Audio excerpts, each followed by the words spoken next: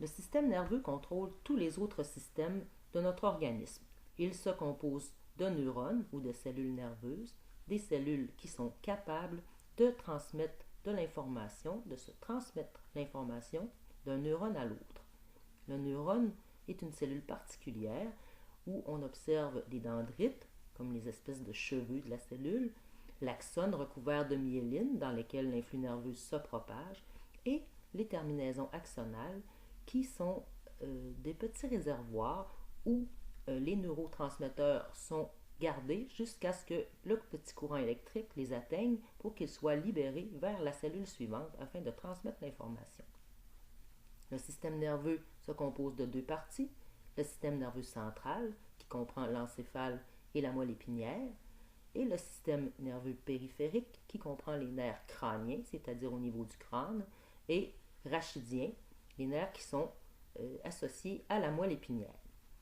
Sur la coupe de cerveau que l'on voit, on peut observer la substance blanche, composée principalement d'axones, donc la myéline qui est blanche donne la coloration à la substance blanche, et la substance grise est formée de corps cellulaires. Donc l'influx nerveux est un petit courant électrique qui longe les neurones. Lorsque le neurone transmet l'information au neurone suivant, cet espace est appelé la synapse. Un nerf est un ensemble d'axones qui sont reliés ensemble. Sur le petit schéma animé que l'on voit, on observe que les charges, les plus et les moins, changent de place. On appelle ça une dépolarisation. C'est ce qui fait que le courant électrique se transmet jusqu'à l'extrémité de la cellule.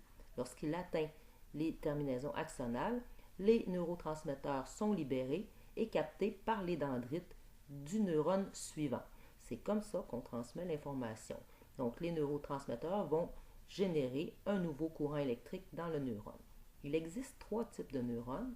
Les neurones sensitifs qui rapportent les informations qui proviennent des sens, les neurones moteurs qui transmettent aux muscles les informations provenant du cerveau et les neurones d'association qui relient les deux types de neurones entre eux.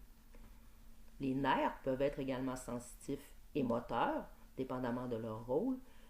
Ils peuvent être également mixtes, c'est-à-dire que des informations peuvent voyager du cerveau vers les organes ou, à l'inverse, des organes vers le cerveau dans un même nerf. Au cours d'un mouvement volontaire, le cerveau ou la zone motrice du cerveau génère un influx nerveux qui sera transmis par la moelle épinière jusqu'au nerf moteur et il sera ensuite acheminé vers le muscle qui fera son action que le cerveau lui a commandée. Ou à l'inverse, lorsque nous percevons une sensation, ce sont les organes des sens qui perçoivent les informations provenant de l'extérieur et qui les transmettent au cerveau par les nerfs sensitifs.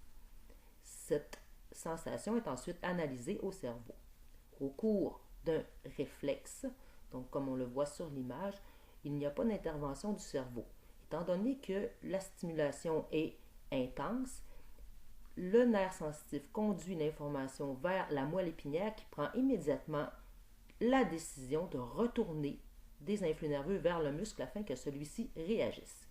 Donc, le système nerveux contrôle nos émotions, est responsable de nos décisions, des mouvements que nous faisons, de notre respiration, notre digestion, la circulation de notre sang. Il analyse également toutes les informations qui proviennent de l'extérieur et c'est grâce à lui que nous pouvons survivre et vivre.